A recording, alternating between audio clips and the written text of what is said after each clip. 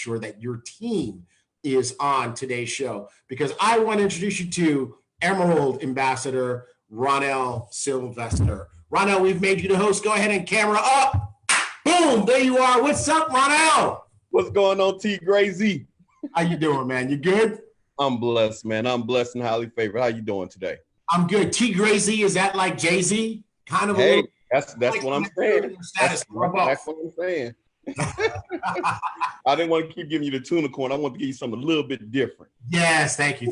We appreciate you for that. I appreciate you for that because, I'm the reluctant member of the Tuna Corn crew. And just so glad that you're here with us today, Roniel. You've got a fabulous story. We had a chance to talk earlier. We've enjoyed watching you be successful in this company and previous. And so let's go back to the beginning, though, and let's tell the story. People need to hear it. So let's get going. Well, definitely a pleasure you bringing me on the show and everything. Guys, I was just like everyone else. I was taught to go to school. You hear it all the time. Get a good education, get a good job. But in my early years, I saw entrepreneurship because my grandfather, going to the South in Louisiana, he never worked for anyone. He owned a lawn care service, a school bus service, and a janitorial service. So when I came down there, the few minutes I would get to spend, because they was always off to the next thing, they were working very hard, but it was their business. So that was my first glimpse into entrepreneurship. And then my parents, both of them were hardworking, right? Both of them ended up in a factory job and very maintained those jobs on a regular basis. So I was taught, just from watching and the people that I was around, that I had to work hard, no matter what it was I was doing. If it was my own, I had to work hard. If it wasn't mine, I had to work hard. So, as I grew, and got into the workforce, I got married, got my job, a corporate job with a telecommunications company. I got my degree, my 2-year degree, started working with this telecommunications company. Now, what did you do for the telecommunications company? Let's be specific. I'm actually the telephone man. I'm the guy that climbs the pole. I'm the guy that, when we got internet, I was the guy that come and make sure your internet's working. And if your internet goes down, I'm the one that comes out, even during the snowstorms and ice storms and all of those good things. We were the one that kept you running. You're the guy from the song, Mr. Telephone Man. And you don't know how many times I got to hear that song going in people's houses. And everybody can sing. and including yours truly. I cannot sing, but I keep doing it. I can't hold a note if it was on my lap. I love it. Well, so, and then I got into this employment, but I've always had different things going on. I've never done just one thing. I was the president of a 501c3, a nonprofit organization. I did memberships, different fraternities and different stuff like that.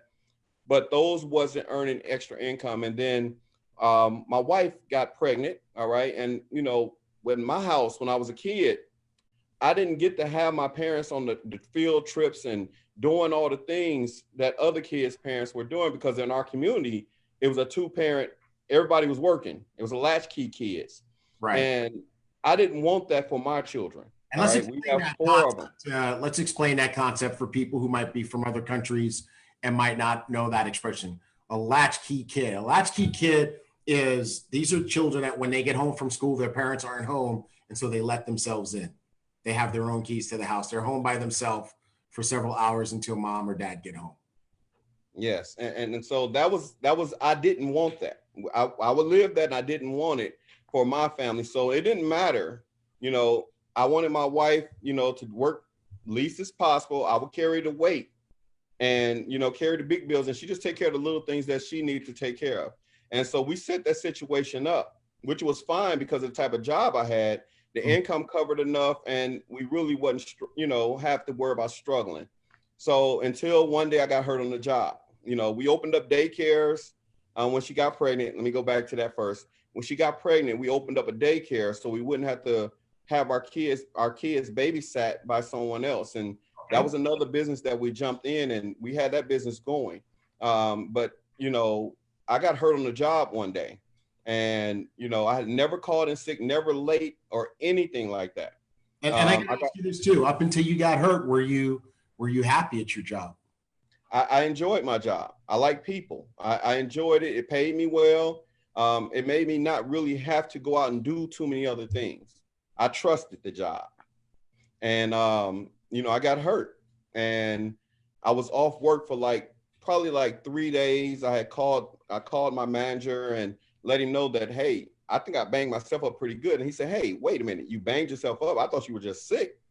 He said, you got hurt on the job? I said, yes, it was on a Friday in the winter. And he said, well, you got to call someone else because that's a workman's comp claim. And they're going to be the ones that have to take over this. So he gave me the number to this insurance company, which their job is to make things rough as possible. So it kind of force you back to work sooner than later. And one way that they did that was that they stopped my pay for 2 months. They sent me through all kind of loops. I'm in pain dealing with all this. They sent me through all kind of loops. So this is where my unhappiness came into play. And I found, okay, so here you are, you've been a good employee for, what did you say, 12 years? 12 years. Never calling in sick, never any issues. You legit got hurt on the job and they tried to force you to go back early and mess with your paycheck? They stopped the paycheck. Wow. And for 2 months. Wow. 2 months. And just imagine you being the main income earner in the house. And you got 8 eyeballs looking at you wondering what's going on with the income. So that was my aha moment. That was the moment I realized that we were just numbers. No matter how good you worked, how loyal you were to that job, you were simply, and it had nothing to do with the job itself. Mm-hmm. You were simply a number. Wow. You could be interchanged at any time and they could stop and play with your pay anytime they wanted to. And that was the moment I said, never again. Wow. Never, ever, ever again. I'm watching the chats. This is really resonating with people.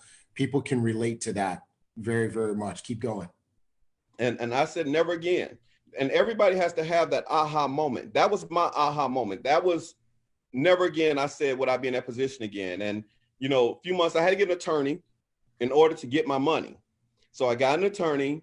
And, and then I think it was 6 or 9 months, I was able to go back to work. I avoided surgery, but I jumped into the real estate industry. I bought my first property when I was 22, but I thought I was too young. I played the landlord thing and that didn't turn out like I wanted to. And so I said, let me try it again. When that job situation happened, it made me say, okay, let me give it another try. Let me buy more properties. And I said, that's the key. That's the key. I get more properties. I keep income coming in. And I just bought it during the worst time in America, guys. I bought it during the recession. Wow. So it wasn't that I didn't have the money. I was getting income until recession hit. Now my tenants didn't have money. All right. And a lot of people don't realize the first thing that people stop paying is the highest bill when they don't have money. And for some reason, I can't tell you why, T. Gray. They think rent is the first thing that you should stop paying. I don't understand it. I didn't have a clue, but wow. I know I went from being a good guy. When the tenants were checking in and doing all these different things, they loved me. Like when they was wondering, filling out the application, hey, I'm coming in, everybody's smiling. I normally collect rent, and this time I come knock on the door. And then all I hear is feet, T. Gray. I hear little feet running around the house saying, he's here, he's here. And I said, I can hear you in there, right? Oh my God. So it became a hassle. It became something that I felt I was doing more harm to people than I was good. So I was doing at least 2 evictions a month.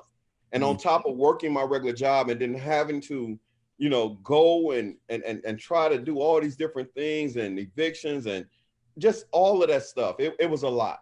And someone reached out to me. I had seen network marketing and different industries. I was approached many different times, but nothing caught my interest at the time, all the years as I was working, because I was happy. I was happy in my job. So nothing ever really caught my attention. But when my situation changed with these rental properties and all that, someone approached me that I knew. It was a family member. And he said, cousin, I want you to take a look at this. And he said, I said, what is it? He said, it's an online business and it deals with travel. I said, it's travel? He said, yeah, already love the travel. He Right. said, I said, are you doing it? He said, yes. I said, I'll do it. He said, wait, I need you to come take a look at it. I said, it's travel though, right? And he said, yeah. I said, you doing it, right? He said, yeah. I said, I'll do it. He said, cuz, just take a look. I said, okay, I'll go take a look. So I went and took a look. It was in the summer. It was in the summer. And I went ahead and I took a look. I said, okay, I'll do it. I said, just let me get rid of these rental properties. All right. And then I'll join, because I knew about the tax breaks that come with owning a online business. Right. So I joined in October. I got rid of those rental properties. And, you know, I earned, and this was my tax situation, I earned more from my taxes on those rental properties in the last quarter of the year than I had from those rental properties. Well, from my online business than I had from the rental properties all that year. I earned more just from the tax breaks. So gotcha. I was a no-brainer. I'm blinders. I'm good. Let's go. But we partnered up in a company, and it's kind of ironic. The same company was the same company you hear Mr. Bugs and Mr. Edwin Haynes talk about. I came in on the bottom end while they were getting ready to shift out. And so I came in when there was all kind of turmoil going on in this company. It was crazy, but we didn't know, you know, because I was new to this thing. You know, it was totally new. I knew I got a bonus for doing this and doing that. And I was like, okay. So we were really literally what you call ignorance on fire. Like we literally, after all the other guys left, we came and everybody was looking at us like, wait, these guys, don't they know what's going on right now? And we didn't know. We didn't know. We won company MVP and everything. We did not have a clue. But then later on, as it progressed, we kind of felt the effects. And as we started studying and really understanding network marketing, I started looking into this industry a little bit deeper and understanding past the tax breaks. And I studied, actually kind of ironic, I studied the system that Mr. Bugs left, the pieces of it that was there. And I studied his system. And I started understanding more how to literally work this business. I didn't have the full puzzle, but I had a big enough piece where it helped me out. And we grew and we went through some rough times. Everything wasn't easy. A lot of people that started with me didn't make it. They stopped. You know, the only difference with me, I was still working a full-time job, but I didn't stop. I don't quit. You know, I took the same work ethic I had working for somebody else, and I put it into my business. And I didn't care if I was doing this part-time, because even when I talked to Mr. Bugs, he was surprised that I still was working full-time. Right. That I 26 years now, I'm still working full-time. But the way I looked at it, if someone else can do it, I can do it. I just might have to work a little bit harder at it. Even at this moment, you're still working, you still have a full-time job. You're doing the business part-time. Yep. Always doing it part-time. I haven't had a chance to do it completely full-time yet. It's coming, but not yet. And so I work, and, you know, I stayed in the top 20, top 15 of every company that I've been a part of. And it's just because of me, way I want to work. And I don't quit. I don't quit on people. And, you know, I tell people, don't quit on me. I won't quit on you ever. And that's just the way I'm geared. Everything I do lifer things. I've been married 21 years. I do everything lifer, everything. I'm running. I don't stop. I don't believe in losing. I don't believe in quitting, because I believe that anything that you do, it doesn't matter what it is. If you stay consistent with it, we're going to win. No matter what it is, you can go through, and we've been through some storms. I mean, and, I gotta say this, that's a very powerful mentality, because, you know, I know our society is very different, right? We live in a microwave society where people expect instant results, overnight success, and when they don't get it, they quit, right? And what's really interesting too is that it's the same people that have not found the level of success that they want from a job that they've been on for 10, 15, 20, or 30 years, but yet they will quit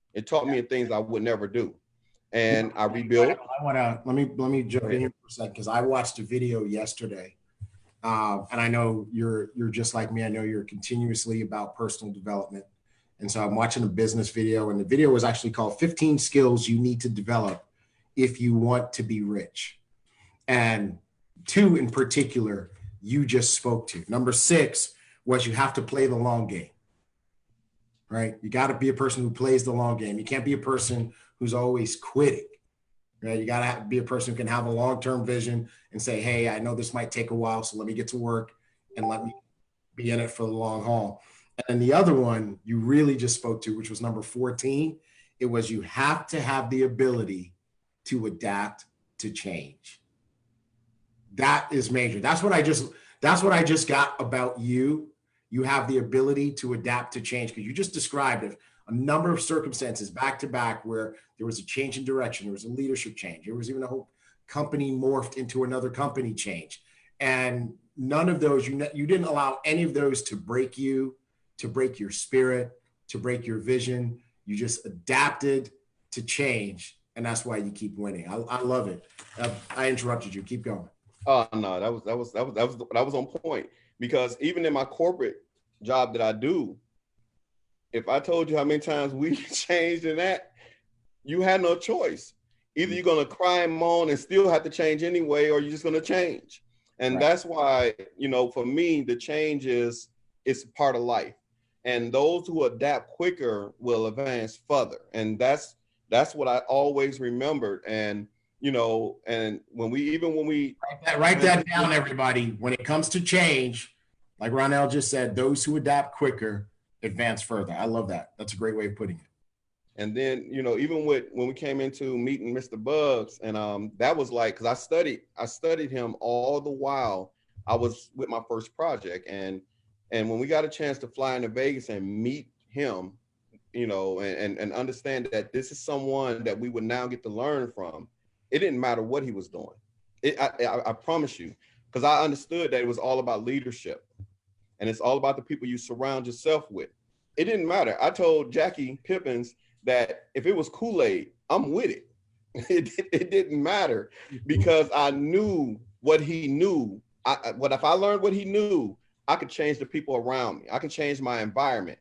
So, and that was, I'm gonna tell you, it was November, it was right at Thanksgiving, November 2018, that first Monday. We were told last minute that we need to fly into Vegas. And that's when we found out we were going to be working with Mr. Bugs. And that's when I knew the law of the lid had been lifted. I knew we didn't have no boundaries no more. Now, I knew it was going to be an adjustment. I knew it was going to be something that it probably put me somewhere I had never been, learning wise, and, just really adapting to a whole different environment. But I'm with it. And I was with it, period. And that's why this situation for me, it's got me looking at my retirement in 13 months, opposed to waiting till I hit the 30-year mark. I love it. You got a very clear vision of the goal that you want to hit, retirement in 13 months. I love it. I'm honored to be part of your support team to help you get it done. Hey, Ronald, let's do something that we haven't ever done on this show. Okay. We got a couple of questions here from people, and I think we want to let's throw them out to you and see what you got to say about this. So Sean asked this question: what year did you join the business, and did you see yourself in this kind of business as a kid? Now, Sean, if you're referring to this company at Boomerang, he joined right from the beginning, February of 2019. But let me ask you a question. The second part of her question was, did you always see yourself in this kind of business as a kid? I didn't. I've done part-time. I've worked at, in sales at a company that's probably no longer here now, but it used to sell these maintenance agreements. And I got pretty good at it, but I did like working with people. That's something I did see. I saw myself doing something, dealing with people, working with people. I'm passionate about people. I like people. I like seeing changes in people. I like to see lives change, but I didn't see myself particularly in network marketing. I wasn't sure. I knew I wanted to be a boss, entrepreneur, some type of level of that, but I didn't know what. I wasn't sure where it was going. I had never really looked at network marketing ever. I hadn't until I started getting older. And that's when I got the first calls when you turn 18, graduating from college. Now people are hitting you. And I remember I went to go apply for a job and found out that it was actually for some type of insurance company. But that interview that was supposed to be for a job was going to be a 4-hour interview. And I was young. You couldn't sit me down for no 4 hours. So I didn't even give it a thought. But yeah, I sold a vacuum cleaner. I did that for a little while. My mom was my best customer. It didn't pan out too well. That thing was trying to sell vacuum cleaner for about $1,700. Yeah, it didn't pan out. Back in them days, no, it didn't pan out too well. No. Hey, I got a question here from Peggy. She's got a great question. And one of the common traits of people who are successful in network marketing, Roniel, is that we've all had to rebuild multiple times. And so you said that you had to rebuild your business, rebuild your organization 7 times, which says a lot about you and who you are. Peggy says, what kept you motivated to keep rebuilding? I never forget my why. I never forgot how they treated me on my job. I'll never forget that. When people wonder what keeps me going, when I tell you that aha moment, it's etched in me so far. It's etched in because I was in a lot of pain when they treated me like that. Like I couldn't move my arm. They were talking about surgery. It really was the worst feeling I ever felt in the world. And I felt that I've been let down. And I said that would never happen again. And to this day, people wonder why I grind the way I do, because I never forget how that felt. And then, it also sets an example for my kids. It lets them know you can do whatever you want to do. Like my youngest son, Jaden, entrepreneur already. He just turned 19. He DJs, he makes music, and he's an iBoomerang. And he has other things that he want to plan, and he works, and he still goes to school. So the work ethic is what you want. I wanted people, my children and the people around me, I want them to see that we're going to do what we got to do. And we're going to take a lot of people with us that want to win. And it's just something in here. When you get that why, you never forget it. You never forget it. It hits you. And every time you think about, man, this is hard. It's harder being treated that way and knowing that at any day they can say, well, we thought we shouldn't pay you this week. Let's take that check, or let's stop that check, or let's furlough, or let's, it's so much happen where people's situation change overnight. Like this COVID situation. Exactly. I gotta tell you about this, T. Gray. Because I work in the public, so my job is a high risk job, and for ones that it was a partner of mine that his seat was right next to mine. He caught COVID. I mean, this guy was buffing stuff and working out and all of that, and they didn't tell us. They didn't let us know that someone in our garage had caught it. And matter of fact, this guy's desk was right next to mine, and our lockers was right above each other. Wow. So I came back. This is the week we were supposed to be going to Cancun. Cabos. Okay. And so I ended up going ahead and go to work, and found out a week after the guy had been in the hospital, and found out he was under barely surviving. And they hadn't told us. This reminded me like, okay, you're a number. So, once we found out from his wife and, through other coworkers, but, they gave us the first 4 weeks, they would pay for it. Anything else after that, they want you to burn vacation, whatever. Wow. Well, I took the first 4 weeks, and in May, I said, okay, I'm going to take a couple vacation days, but I'm not burning my vacation days up. The rest of them, I'm taking them non-pay. So this business that I work right now has taken care of me and my family all of May and going into June right now, where our life hasn't changed. We're still able to work our business. And so this is the first time I actually feel like I'm working a full-time business at my business. But I know what I know, that you can't depend on when you're working for someone's business. Every day could be different. Like it's some companies I already know won't open up with the same number of people because they already offered some of our people, to cut the workforce by 2,000. And, and that's exactly why we launched the graduate program. because we recognize that because so many companies like restaurants, et cetera, are not going to reopen with the same number of people, that the kids who are graduating high school this year don't have the same types of opportunities. And that's why we granted them the opportunity to be a part of the iBoomerang family at no charge during this time. What do you think about that program? I love it. I love it, especially, because my son just graduated last year. It don't apply for him because, he's in a good space, but he has friends. He had friends that didn't get to walk across stage this year. They didn't get to finish out their track season. They didn't get to finish their, basketball season. They didn't get to do the things that would have helped, maybe got their scholarship, maybe put them in a place where they can go further their education.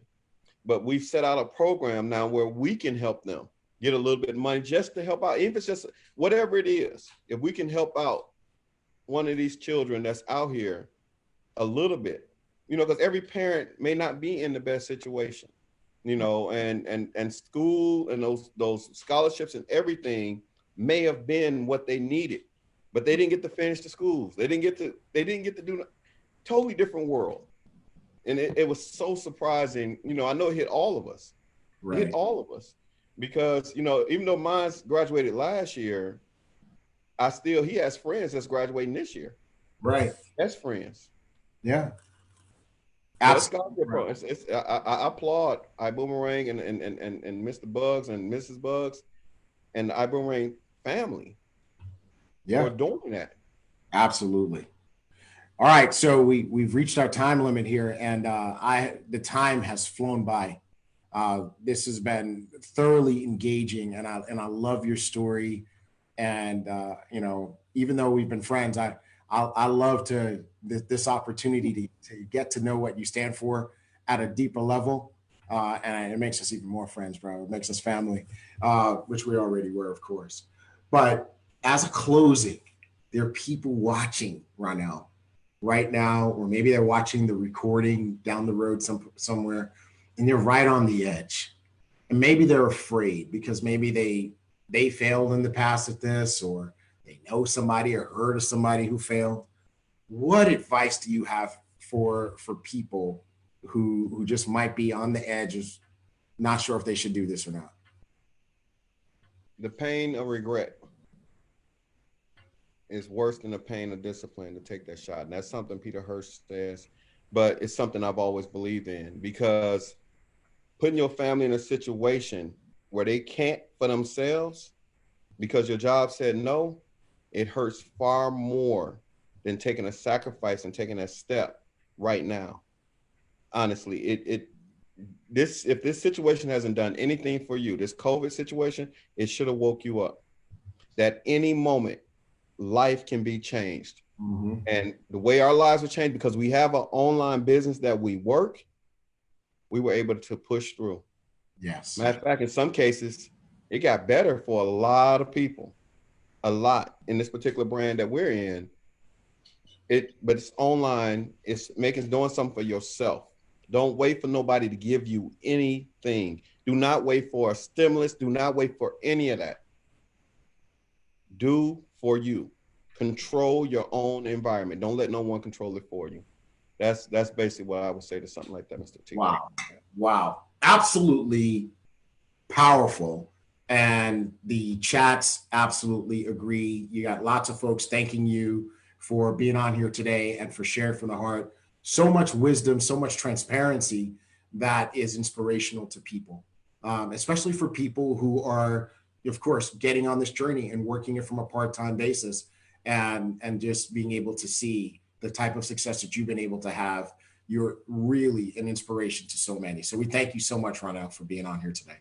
I appreciate you and appreciate everything that we're doing. I love it. Let's get it. Yes, sir. Let's absolutely get it. Hey, for everybody who's watching, who is inspired and says, hey, you know what? This sounded good. I want to learn more. You'll notice that we did not give you a business presentation, and that was truly intentional.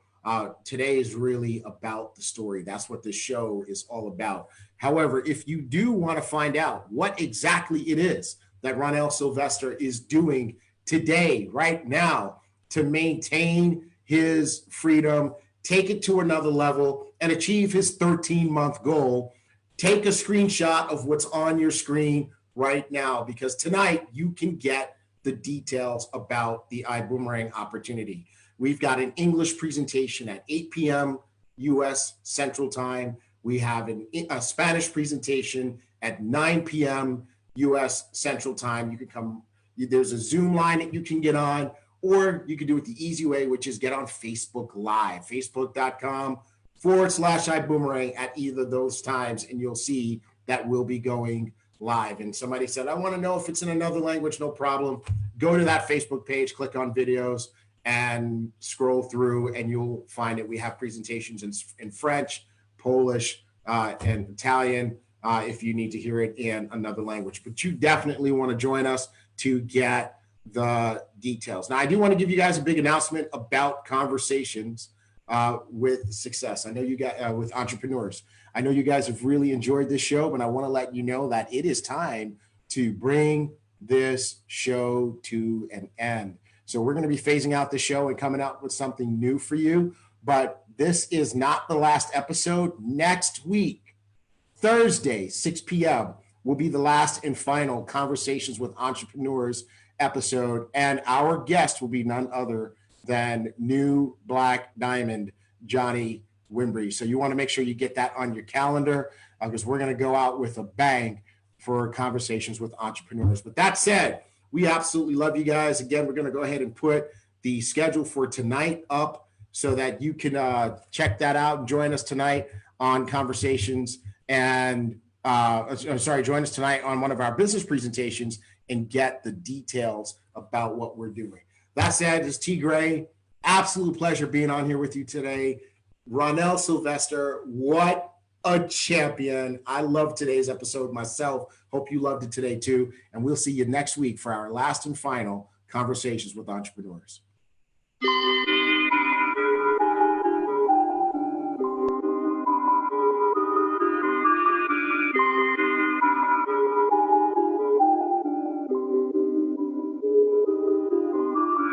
Never strike out, I knock it out the park. Don't sit on the bench, yeah, you know that I start. Money come in, yeah, my team living large. My diamonds be shining, they glow in the dark.